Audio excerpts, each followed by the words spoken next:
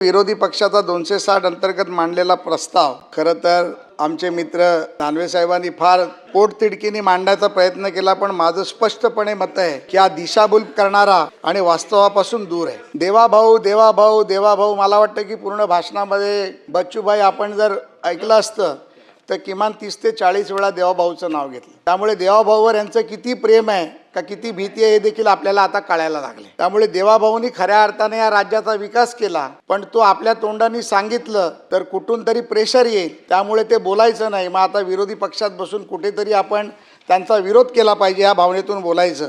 माननीय सभापती महोदय यांच्या भाषणाची जर मी 2 ओळीत जर छोटीशी कविता म्हणायचा प्रयत्न केला तर 2019 ते 2022 3 वर्षाचा कार्यकाळ जर मी म्हटला, तुमची 3 वर्षे सत्ता होती पण केले नाही काम आणि नव्हती दिशा ठाम, निर्णयाच्या दिरंगाने राज्याचा विकास केला तुम्ही बदनाम। खऱ्या अर्थाने 3 वर्षामध्ये तुम्ही अनेक विषय म्हणत होतात की आम्ही हे केलं। मगाशी देखील सन्माननीय आता आमचे मित्र तिकडे सभागृहात भाई जगताप नाही आहेत, त्यांनी अनेक वेळा सांगितलं, अनेक गोष्टी सांगण्याचा प्रयत्न केला की काय केलं सरकारने। अहो, जे सरकारने केलं, मग त्यांनी तो अटल सेतूचा विषय काढला की तो पृथ्वीराज बाबाच्या वेळेला झाला, 2014 मध्ये DPR झाला। मी त्याच्या आधी म्हटलं होतं, कारण मला परत वाद करायचा नव्हता। DPR आणि ड्रॉइंग तर 1974 साली झालं होतं, पण ते करायला 50 वर्ष का गेली? कारण काँग्रेसच्या काळामध्ये कोणी कॉन्ट्रॅक्ट करायचं, कोणी टेंडर काढायचं, कोणी त्याचा हिशोब करायचा, ह्याच्यातच निर्णय होत नव्हता। त्याच्यामुळे अटल सेतू राहिला। त्यामुळे सभापती महोदय खऱ्या अर्थाने या शासनाने सकारात्मक काम करण्याची भूमिका सभापती महोदय या राज्यामध्ये 2014 ते 2019 आणि 2022 ते 2026 पर्यंत सातत्याने करायचा प्रयत्न केला। सभापती महोदय 260 अंतर्गत अपयश चित्र निर्माण करून उभं करण्याचं काम आमच्या सन्माननीय सर्व मित्रांनी केलं, पण मी जसं म्हटलं की वास्तुस्थितीपेक्षा राजकीय प्रेरित होऊन हा प्रस्ताव मांडला गेला आहे, हे मला या सभागृहाला सांगावंसं वाटते। सभापती महोदय, शिक्षणापासून दिशाभूल केली गेली असा देखील आरोप केला गेला। मराठी शाळा बंद होत आहेत हा देखील आरोप केला गेला, परंतु सभापती महोदय, मराठी शाळा बंद होत नाही आहेत तर मराठी शाळांचा दर्जा वाढवण्याचं काम आम्ही करतोय। मुंबई महापालिकेमध्ये 25 वर्ष हे होते, छत्रपती संभाजीनगरमध्ये अनेक वर्ष हे होते, ठाण्यामध्ये अनेक वर्ष हे होते। त्यावेळेला मग मराठी शाळांचा उदो आम्ही का केला नाही? त्यांचे मुंबई पब्लिक स्कूल कोणी केल्या? हा देखील प्रश्नाचं उत्तर त्यांनी द्यायला पाहिजे। परंतु काल परवाच मी आमचे अनेक शिक्षक आमदार देखील इथे बसल्यात, अभिजित वंजारी आहेत, पुण्यामध्ये एका शाळेचा एक क्लिपिंग व्हिडिओ फिरते, जी जिल्हा परिषदेची शाळा आहे आणि ती नॅचरल व्हेंटिलेशन पद्धतीत, म्हणजे जिथे लाईट नाही, पंखे नाहीत, परंतु ती शाळा अशा पद्धतीत एका गुरुजींनी बांधली आहे की त्या शाळेला लाईट आणि पंख्याची गरज लागत नाही, तर ती ओपन टू स्काय पद्धतीत शाळा आणि तिथे 30-30 हजार मुलांची वेटिंग लिस्ट जिल्हा परिषदेच्या शाळेत आहे। अशी परिस्थिती आहे। हे का होऊ शकलं? तर हे देवाभाऊच्या सरकारमध्ये होत आहे आणि हे सातत्याने प्रत्येक जिल्ह्यात झालं पाहिजे, हा प्रयत्न आमचा देखील आणि सर्व शिक्षक आमदारांना माझी विनंती राहील किंवा ग्रॅज्युएट कॉन्स्टिट्युन्सीच्या आमदारांना माझी विनंती राहील, अशा प्रकारच्या शाळांना आपण प्रोत्साहित करून जर शाळा पुढे घेऊन जाण्याचा प्रयत्न केला तर निश्चितपणे ह्या शाळांना राज्य सरकारच्या शिक्षण नीतीला अजून मोठ्या प्रमाणात बळ मिळेल आणि त्या पद्धतीमध्ये शाळेचा दर्जा उंचावणं, डिजिटल शिक्षण घेणं, शाळांचं बळकटीकरण करणं आणि शिक्षक भरतीच्या प्रक्रियेमध्ये आता मगाशी थोडासा आरोप झाला, त्याच्याबद्दल देखील सरकारची भूमिका फार स्पष्ट आहे। त्यामध्ये देखील खालच्या सभागृहात माननीय मुख्यमंत्र्यांनी सांगितलं की याच्या पुढच्या ज्या परीक्षा आहेत ते 1 लाख परीक्षा केंद्र बनवून TCSच्या माध्यमातून अत्यंत पारदर्शक पद्धतीने त्या केल्या जातील, त्याचं देखील आपण स्वागत केलं पाहिजे। सभापती महोदय, प्रत्येक जिल्हा शाळेतल्या मुलाला मराठी आलंच पाहिजे या भूमिकेतून आपलं राज्य सरकार सातत्याने प्रयत्न करते। त्यामुळे उत्तम शिक्षक, उत्तम शिक्षण, उत्तम सुविधा आणि संस्कारक्षम वातावरणामुळे त्याला उंचीवर नेण्याचा प्रयत्न सभापती महोदय आपलं सरकार करेल याची देखील मला खात्री आहे।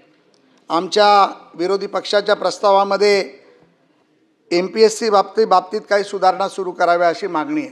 सुधारणा केल्या तर त्या सांगितल्या तर त्या निश्चितपणे आपण करायला पाहिजे, या भूमिकेतून आपण सातत्याने राहिलो आणि मी प्रत्येक वेळेला सभापती महोदय सांगितलं आहे। परंतु MPSC असेल, UP असेल, या बाबतीत मला अतिशय आनंदाने सांगावंसं वाटतं की मागच्या 3-4 दिवसापूर्वी सारथीच्या माध्यमातून सन्माननीय राज्याच्या मुख्यमंत्र्यांनी पुण्यामध्ये एक कार्यक्रम घेतला आणि त्या कार्यक्रमामध्ये 900हून अधिक मुलांना UPSCमध्ये IAS IPS आणि अनेक IRS दर्जाची पदं मिळाली आणि त्यामधनं ते पास झाले.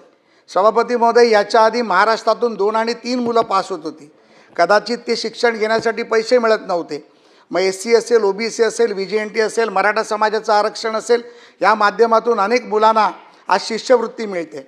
सन्माननीय माझे मित्र दानवेचे गणवेश महाग झाले, पण ते विसरले की सरकारने मुलीसाठी शिक्षणच मोफत केलं आणि मागच्या 5 जूनला जो GR आला, त्या 5 जूनच्या GRला अमेंड करून मागच्या 3 दिवसापूर्वी जो GR काढला गेला, तर 5वीपासून पुढचं शिक्षण हे OBC विद्यार्थी असेल, मराठा विद्यार्थी असेल, SC ST असेल, यांना मोफत केलं गेलं आणि त्या शिक्षणाबरोबर त्यांना पुस्तक आणि शाळेत लागणारं सानिध्य देखील मोफतमध्ये मिळणार आहे. त्यामुळे प्रत्येकाला शिक्षण हा त्यांचा अधिकार आहे. या अधिकारातून आपल्याला ते शिक्षण त्या मुलाला दिलं पाहिजे आणि शिकला तो टिकला या भावनेतून हे सरकार काम करणार आहे. आणि हे करत असताना प्रत्येक विद्यार्थी शिकून या राज्याला मोठं करण्यासाठी, या देशाला पुढे मोठं करण्यासाठी त्याचा प्रयत्न राहिला पाहिजे, यासाठी हा प्रयत्न आहे. सभापती महोदय, आपल्याकडे आजपासून अनेक वर्ष आपण अनेक भाषणांमध्ये यामध्ये बोललो आहे की पूर्वी मेडिकल कॉलेज किती होती, एम्स किती होती, आता किती मेडिकल कॉलेज आहेत, मेडिकल कॉलेजच्या सीट किती वाढल्या. वंजारी साहेब ग्रॅज्युएट कॉन्स्टिट्युन्सीतून येतात, त्यामुळे ते फार परफेक्टपणे आकडेवारी सांगतील, मी त्या आकडेवारीत पडत नाही. परंतु आपण जर पाहिलं असेल तर MPSC आणि UPSCमध्ये पास झालेल्या विद्यार्थ्यांमध्ये जवळ 500 पटहून अधिक विद्यार्थ्यांचा भरणा झालेला आहे. म्हणजे पूर्वी जे 2 होते तिथे आता 900 व्हायला लागले. ज्या ठिकाणी मेडिकल कॉलेजच्या सीट जिथे 12,000 आणि 15,000 होत्या, तिथे 70,000 सीट व्हायला लागल्या. प्रत्येक मेडिकल कॉलेजला हॉस्पिटल आपण अटॅच असलं पाहिजे, हे देखील कंपल्शन सरकारच्या माध्यमातून केलं गेलं. आणि अनेक योजना माननीय दानवे साहेब ज्या मराठवाड्यातून येतात, त्या मराठवाड्याला कदाचित 47 नंतर 10, 12, 11 वर्षांनी तिथे स्वातंत्र्य मिळालं. तिकडच्या झळा वेगळ्या आहेत. त्या झळा वेगळ्या असताना देखील तिकडच्या मुलांना, तिकडच्या सर्वसामान्य समाजातील मुलांना शिक्षण मिळालं पाहिजे, शिक्षणातून त्याला नोकरी मिळाली पाहिजे, त्याचा संसार मोठा झाला पाहिजे. यासाठी कटिबद्ध जर कोणाचं सरकार असेल तर ते देवाभाऊचं सरकार. आणि या माध्यमातून कुठल्याही समाजाच्या बाजू न घेता प्रत्येक समाज आमच्यासाठी समान आहे आणि त्या माध्यमातून त्यांच्या आरक्षणाचा प्रश्न असेल, त्यांच्या शिक्षणाचा प्रश्न असेल, त्यांच्या नोकरीचा प्रश्न असेल, अनेक योजना, अण्णाभाऊ साठे आर्थिक विकास महामंडळाची योजना असेल, आपले अण्णासाहेब पाटील मराठा आर्थिक विकास महामंडळाची योजना असेल, सारथीची योजना असेल, वसंतराव नाईक आर्थिक विकास महामंडळाची योजना असेल, महिला आर्थिक विकास महामंडळाची योजना असतील. सभापती महोदय, या माध्यमातून अनेक महिलांना सक्षमीकरणाकडे नेण्याचं काम केलं गेलं. लाडक्या बहिणी योजनेच्या माध्यमातून मुंबई जिल्ह्यासारख्या जिल्हा बँकेने देखील महिलांना 5 लाखापर्यंत बिनव्याजी कर्ज देण्याचं काम केलं आणि ते देखील OBC महामंडळाच्या माध्यमातून महिलांना ते मिळून त्याचा व्याज परतावा, मी चुकत नसेल प्रवीण भाऊ, MTDCच्या माध्यमातून त्याचा व्याज परतावा देखील सरकार देते. त्यामुळे अशा अनेक योजना हे सरकार करतं आहे. आणि मग आम्ही जर म्हणायला गेलो की आम्ही सरकारचं आम्ही त्याची सरकारचा ढोल वाजवतो किंबहुना सरकारचे आम्ही लाल करतो, तर आम्ही लाल करणारच आहोत. कारण आज समाजामध्ये, राज्यामध्ये हिताच्या दृष्टीने, गरिबाच्या दृष्टीने जर कोण काम करतं आहे तर हे देवाभाऊचं सरकार करतं आहे, ज्यामध्ये सन्माननीय एकनाथरावजी शिंदे असतील, सुनेत्रा वहिनी असतील आणि या राज्य सरकारमधले मंत्री असतील, हे सातत्याने ते काम करायचा प्रयत्न करतात. सभापती महोदय, या लोकांनी फक्त 60-70 वर्षाच्या इतिहासामध्ये भांडणं लावण्याची कामं केली. मग मराठ्यांनी OBC बरोबर भांडायचं, OBCनी SC ST बरोबर भांडायचं, SC STला सांगायचं की तुम्हाला हे द्यायचं नाही. परंतु या राज्याचा एक ब्राह्मण मुख्यमंत्र्यांनी मराठा समाजाला आरक्षण देण्याचं काम केलं. 2018मध्ये ते आरक्षण दिलं आणि राहिल्या ज्या गोष्टी होत्या त्या देखील आता पूर्णत्वाकडे नेण्याचं काम या मागल्या 1 महिन्यात करण्याचं काम केलं गेलं. आता ज्या काही थोड्याफार गोष्टी राहिल्या त्या देखील आम्ही पूर्णत्वाकडे नेण्याचा प्रयत्न करू. आत्तापर्यंत सभापती महोदय 1,78,000 मुलांना कैलासवासी अण्णासाहेब पाटील आर्थिक विकास महामंडळातून पैसे दिले गेले. दर वर्षाला जो निधी 50 कोटीचा होता तो 700 कोटीपर्यंतचा वर्षाचा निधी दिला गेला, जो परताव्यामधून दिला जातो. आणि असे अनेक निर्णय या माध्यमातून सांगता येतील. परंतु सभापती महोदय, मी याच्या खोलात जाणार नाही. अंतिम आठवड्या प्रस्तावाच्या वेळेला या विषयावरती फार सविस्तर चर्चा करायला मिळाली तर निश्चितपणे चर्चा करीन. परंतु मुंबईतील पावसावरती, नालेसफाईवरती, आपत्ती व्यवस्थापनावरती, पंपिंग स्टेशनवरती अनेक गोष्टी आमच्या सन्माननीय मित्रांनी बोलले. 25 वर्ष मुंबई महापालिकेच्या या सत्तेत होते. मिठी नदीपासून अनेक घोटाळे झाले. उंदीर खाण्यापासून चिखल खाण्यापर्यंतचे घोटाळे झाले, ज्याच्या SIT झाल्या, अनेक लोक अटक झाली. परत मी बोलले तर म्हणतील की मिठी नदीचा विषय मी पुन्हा एकदा काढला. मला पुन्हा तो काढायचा नाही आहे, कारण त्यामध्ये 16 लोक अजूनही जेलमध्ये आहेत. परंतु जेव्हा आपण बोलत असतो त्यावेळेला आपण एक समोर जेव्हा बोट दाखवतो तेव्हा 4 बोटही आपल्याकडे पण असतात, हे आपण विसरून चालणार नाही. सभापती महोदय, या मुंबई महानगरपालिकेमध्ये कैलासवासी शिवसेना प्रमुख बाळासाहेब ठाकरेंवर विश्वास ठेवून या मुंबईकरांनी मुंबई महापालिकेमध्ये सातत्याने यांना सत्ता देण्याचं काम केलं. आणि मुंबईची सत्तेचा विल्हेवाट लावण्याचं जर काम कोणी केलं असेल तर सभापती महोदय ह्या लोकांनी केलं. सभापती महोदय, मी जसं म्हणत होतो की नदीतून माझा मंत्री महोदय एवढं आता विषय निघाला जायचा, अभी होना भी चाहिए, बात निकली है तो दूर तक जानी चाहिए. सभापती महोदय, मी मागे देखील सांगितलं,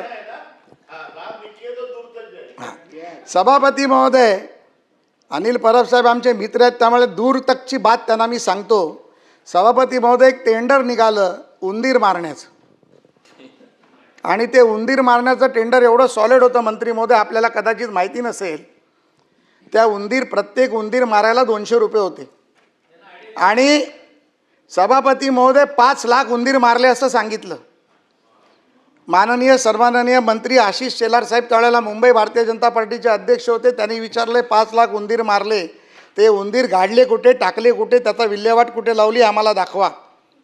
अधिकाऱ्यांनी, त्यावेळेला प्रशासकीय राज्य होतं, अधिकाऱ्यांनी सांगितलं की तेव्हा जो काय निर्णय झाला तर हे उंदीर नेले आम्ही आणि आरेच्या जंगलामध्ये आम्ही टाकले. आरेच्या जंगलामध्ये ज्या वेळेला आशिषजी शेलार आणि आम्ही सर्व मंडळी गेलो त्यावेळेला तिथे 25-25 फूट उंच झाडं होती. तर आशिष शेलार साहेबांनी विचारलं की बाबा उंदीर कुठे आहेत, तर ते म्हणाले उंदराचं खत झालं आणि 25 फुटाचं झाड झालं 2 वर्षात.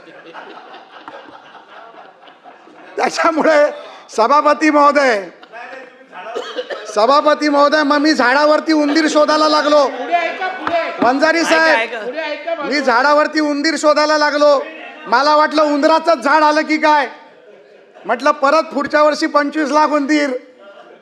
त्यामुळे तसं काय नव्हतं. सभापती महोदय, हे फक्त आरोप करण्याचं काम होतं. आता अजून एक दूर तक बात जाएगी तर अजून एक उदाहरण देऊन टाकतो.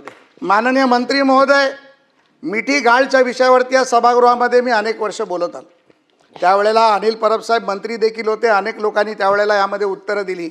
2019 ते 22च्या काळामध्ये देखील सभागृहात जेव्हा बोलायला मिळालं तेव्हा मी बोललो. 2023 साली याच्यावरती SIT झाली. SIT एवढी गहन आहे, एवढी गंभीर आहे की आज 3 वर्ष झाली तरी SIT त्याच्यामध्ये मंत्री महोदय अजून इन्क्वायरी करते. आता याच्यामध्ये मिठी नदीमध्ये दर वर्षाला 20 लाख मेट्रिक टन गाळ आम्ही काढतो, अशा पद्धतीत त्यांचं उत्तर होतं. 20 लाख मेट्रिक टन जर गाळ काढला, आम्ही 20 खूप वर्ष जात नाही, कारण अनिल परब साहेबांनी त्यांच्या भाषणामध्ये एकदा मी भाषण करत असताना मला टोकलं होतं की तुम्ही 2023 आणि 2024 का सांगता. मग आम्ही म्हटलं होतं की 2012 पासून करा, तर ते म्हणाले 2012 कशाला सांगता, 2005 पासून करा. मी चुकत नसेल तर परब साहेब तुम्हाला ते भाषण आठवत असेल. आज 2005 पासून 2025 पर्यंत आम्ही जर 20 लाख मेट्रिक टन गाळ काढायचं ठरवलं असं साहेब 4 लाख कोटी मेट्रिक टन गाळ निघतो. हा 4 लाख मेट्रिक टन गाळ जर आम्ही समुद्रात टाकला असता तर कदाचित 3री मुंबई बनवायसाठी आपल्याला रायगडात जावं लागलं नसतं, हाच समुद्र भरला असता आणि इथे 3री मुंबई उभी राहिली असती. मग हा गाळ गेला कुठे, तर त्या गाळाची देखील स्टोरी फार मस्त आहे सभापती महोदय. आम्हाला कल्याणला घेऊन गेले, कल्याणला एका डम्पिंग ग्राउंडवरती, आणि म्हटला गाळ इथे टाकला. लकानी साहेब फार मस्त आहे, गाळ सांगितला इथे टाकला. आम्ही गाळ टाकलेली जागा बघितलं तर तिथे टोले जंग इमारती उभ्या आहेत. आणि सभापती महोदय संरक्षण द्या, तिथे टोले जंग इमारती उभ्या होत्या.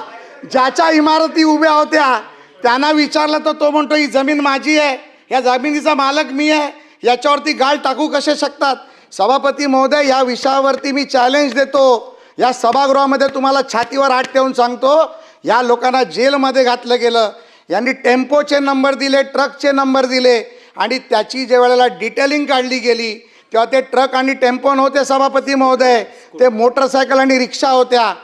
ज्या वे ब्रिजचे त्यांनी रिसीट दिल्या त्या वे ब्रिजमध्ये मुंबईच्या बिल्डरचं डम्पिंग जाणाऱ्या गोष्टी होत्या, त्या वेब्रिजच्या रिसीट लावल्या गेल्या आणि म्हणून 16 लोक जेलमध्ये गेले. अजून अभी लंबी बात जाती नाही आहे आणि आम्हाला घेऊन जायची नाही म्हणून मी बोलत नाही. अजून पुढे काय काय आहे सभापती महोदय. पण अशा पद्धतीमध्ये गाळ उपशावरती तुम्ही बोलत असताना आमचं आता मुंबई महापालिकेत सत्ता येऊन फक्त 5च महिने झाले, तरी देखील आमची महापौरबाई पाण्यामध्ये पावसामध्ये फिरते. त्याच्यामध्ये एखादा कर्मचारी जरासा तो पाण्याचा खड्डा बघताना पडला तर त्याच्यावर टीका केली. अहो, तुमची सत्ता असताना किती चांगले चांगले लोक त्या पाण्यात बुडून गटारात बुडून चांगले डॉक्टर आणि हे मृत्युमुखी पडले, हे देखील तुम्ही विसरायला नाही पाहिजे सभापती महोदय.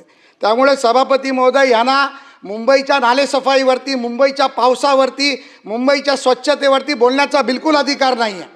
2022मध्ये ज्या वेळेला एकनाथरावजी शिंदे राज्याचे मुख्यमंत्री झाले, 2024-25-24पर्यंत रस्त्यावर उतरून माननीय राज्याच्या मुख्यमंत्र्यांनी रस्त्याची रोड सफाई केली आणि ती सफाई करता करता समोरच्याची पण सफाई झाली. ती सफाई आत्तापर्यंत चालू आहे. मागच्या आठवड्यात देखील थोडीशी सफाई त्यांनी केलेली आहे. त्यामुळे ती सफाई अजून सुरू राहणार आहे सभापती महोदय. नाही, मी आपल्या रस्त्याची म्हणतो, नाही मी रस्त्याची म्हणतो. त्यामुळे सभापती महोदय ज्या पद्धतीमध्ये आरोप करतायत सभापती महोदय, त्यामुळे यांना कुठलाही नैतिक अधिकार नाही की मुंबई महापालिकेची स्वच्छता, मुंबई महापालिकेचे नाले. आणि आम्ही तुम्हाला शब्द देतो सभापती महोदय, रेकॉर्डवर भाषण होणार आहे. पुढच्या पावसाळ्यात आपण बघा, ही मुंबई एक थेंब देखील पाणी इथे भरणार नाही, अशा पद्धतीतली सुंदर मुंबई करण्याचं काम आम्ही या मुंबईमध्ये करणार आहे. माननीय राज्याच्या मुख्यमंत्र्यांनी निर्णय घेतला आहे, जवळजवळ 295 रेल्वे ओव्हरब्रिज आहेत या संपूर्ण मुंबईमध्ये. ज्या वेळेला स्वातंत्र्य झालं, हे जे रेल्वेचे जे फाटक आहेत हे ब्रिटिशकालीन फाटक आहेत. रवी फाटकचा संबंध नाही त्याच्याशी, कारण ते स्वातंत्र्यानंतर आले. त्यामुळे स्वातंत्र्यानंतर झालेल्या रेल्वेला कुठलाही फाटक नाही, फक्त रवी फाटक या सभागृहात आहेत, याचा आम्हाला अभिमान आहे. परंतु ते 295 फाटक रेल्वे फाटक मुक्त करण्याचं काम हे राज्याचे मुख्यमंत्री करतात. त्यावेळेला तेव्हाच्या परिस्थितीमुळे मुंबईची डेव्हलपमेंट होत गेली. काही ठिकाणी खालच्या भागात देखील मुंबई डेव्हलप झाली. मुंबई 7 बेटाला एकत्र करून मुंबई केली गेली आणि मग अशा परिस्थितीत या समुद्रामध्ये असलेली मुंबई ही कुठेतरी पाणी भरत असताना, मुंबईची लोकसंख्या वाढलेली असताना आपल्याला सातत्याने याच्यामध्ये बदलाव करावे लागतील. आणि ते बदलाव करत असताना ह्या मुंबईला तुंबई करण्यापासून थांबवण्यासाठी या देवाभाऊचं, पुन्हा एकदा एकनाथरावजींचं, देवाभाऊचं आणि सुनेत्रा वहिनीचा 4 मुक्त महापालिका देण्याचं काम या मुंबईमध्ये आम्ही करू, हा शब्द देखील आपल्याला देतो. आणि नुसतं मग शहराबद्दल नाही तर ग्रामीण रस्त्याच्या विक्रमी विकास निधीसाठी देखील सातत्याने प्रयत्न केला गेला. जो मागेल त्याला शेततळं, जो शेतावरती मागेल त्याला रस्ता, प्रत्येकाला लाईट, प्रत्येकाला सौर ऊर्जा, प्रत्येकाला पंप या माध्यमातून देण्याचा प्रयत्न केला गेला. या शेतीच्या बाबतीत आमचे बच्चूभाई आमच्यापेक्षा जास्त बोलतील, त्यामुळे मी बोलत नाही. त्यामुळे सरकार सातत्याने प्रयत्न करते आणि कुठे जर उणीवा राहिल्या तर निश्चितपणे तुम्ही जे म्हणाल ते करायला सरकार कटिबद्ध आहे आणि सरकार तयार देखील आहे. सभापती महोदय, आरोग्य आणि पायाभूत सुविधाच्या बाबतीत देखील या ठरावामध्ये म्हटलं गेलं. आरोग्य आणि पायाभूत सुविधावरती रुग्णालयावर आहे ना साहेब? नाही साहेब, रुग्णालयावर आहे ना तुमचं साहेब, रुग्णालयावर आहे ना तुमचं. आरोग्य आणि रुग्णालय एकच आहे ना साहेब? तुम्ही मला कन्फ्यूज करू नका. तुम्ही किती पण कन्फ्यूज केलं ना तरी माझा टोन बदलणार नाही. सभापती महोदय, आरोग्याच्या बाबतीत आपण महात्मा ज्योतिबा फुले आरोग्य जनधन योजनेच्या माध्यमातून 5 लाखपर्यंत सर्वसामान्य गरीब जनतेला देण्याचा प्रयत्न केला गेला. यानंतर देखील काही हॉस्पिटल बदमाशगिरी करत होते. याच सभागृहातले आमचे मित्र अनिल परब साहेबांनी या जसलोक हॉस्पिटलच्या सीओला हक्कभंग समितीच्या माध्यमातून जेलमध्ये घालण्याचा देखील प्रयत्न केला. या मुंबईमधली मोठी मोठी 5 स्टार हॉस्पिटल्स ज्या मुंबई महापालिका, कलेक्टर, म्हाडा, महसूलच्या जमिनीवरती आहेत, हे आमच्या गोरगरीब गावाकडून येणाऱ्या लोकांना सुखसुविधा देत नाहीत. त्याच्यासाठी एक समिती सर्व आमदारांची मिळून एक चॅरिटेबल ट्रस्ट समिती बनवली गेली. मुख्यमंत्री आरोग्य सहाय्यता कक्ष बनवला गेला, ज्यामध्ये लाखो लोकांना फायदा होतो आहे. पंतप्रधान आरोग्य विमा योजनेला आणि MPJYला आम्ही एकत्र करून तो एकत्रितपणे गोरगरीब जनतेसाठी मदतीला कसा उपयोग होईल त्याचा देखील प्रयत्न या माध्यमातून आपलं सरकार करतं आहे. आणि प्रत्येकाला आरोग्याचा अधिकार, त्याला चांगलं आरोग्य, त्याचं चांगलं आयुष्य जगायला पाहिजे या भावनेतून हे सरकार काम करतं आहे. सभापती महोदय, त्यामुळे आपला या 10 ओळीचा प्रस्ताव आणणाऱ्या विरोधकांच्या दुपट्टीपणाला आज आपण सर्वांनी पाहिलेलं आहे. त्यामुळे विरोधक उपस्थित करत असलेले अनेक प्रश्न हे खऱ्या अर्थाने अस्तित्वातच नाही आहेत. त्यामुळे हा संपूर्ण जनतेची दिशाभूल करण्याचा प्रयत्न आहे. आणि आज सन्माननीय मुख्यमंत्री देवेंद्र फडणवीस असतील, उपमुख्यमंत्री एकनाथरावजी शिंदे असतील, उपमुख्यमंत्री सुनेत्रा वहिनी पवार असतील, यांच्या नेतृत्वात विकसित महाराष्ट्राचं स्पष्ट विजन आपल्या लोकांसमोर दिसतंय. त्यामुळे पायाभूत सुविधा, उद्योग, कृषी, शिक्षण, तंत्रज्ञान, रोजगार, गुंतवणूक या प्रत्येक क्षेत्रात महाराष्ट्राला 1 नंबरला घेऊन जाण्याचं काम सभापती महोदय आपलं हे सरकार करतं आहे. सभापती महोदय, त्यामुळे विरोधासाठी विरोध नको, महाराष्ट्राच्या विकासासाठी आम्हाला सहकार्य हवं आहे. आणि विकसित महाराष्ट्राचं स्वप्न हे एका पक्षाचं स्वप्न नसून हे 14 कोटी जनतेचं स्वप्न आहे. या स्वप्नाला विरोध करण्याऐवजी त्यामध्ये योगदान केलं तर प्रत्येक लोकप्रतिनिधीची जी जबाबदारी आहे त्या जबाबदारीतून या महाराष्ट्राला सुजलाम सुफलाम करण्याचं काम आपण सर्वजण करू शकू. त्यामुळे सभापती महोदय, आज पुन्हा एकदा महाराष्ट्र नव्या ध्येयाचा घेतोय ध्यास. आज पुन्हा एकदा महाराष्ट्र नव्या ध्येयाचा घेतोय ध्यास. विकसित महाराष्ट्र घडवण्याचा सुरू झाला आहे नवा प्रवास. हातात हात घालून चला, जनतेची ही आहे आस. विरोधासाठी विरोध नको, विकासाला द्या साथ. राजकारण क्षणिक असतं, राजकारण क्षणिक असतं, महाराष्ट्र चिरंतर आहे. विकासाच्या या यात्रेमध्ये प्रत्येकाचे योगदान हवे आहे, प्रत्येकाचे योगदान हवे आहे. धन्यवाद. जय हिंद, जय महाराष्ट्र. आणि विरोधी पक्षाच्या या प्रस्तावाला मी विरोध करतो आणि सरकारचं अभिनंदन करतो. वंजारी साहेब.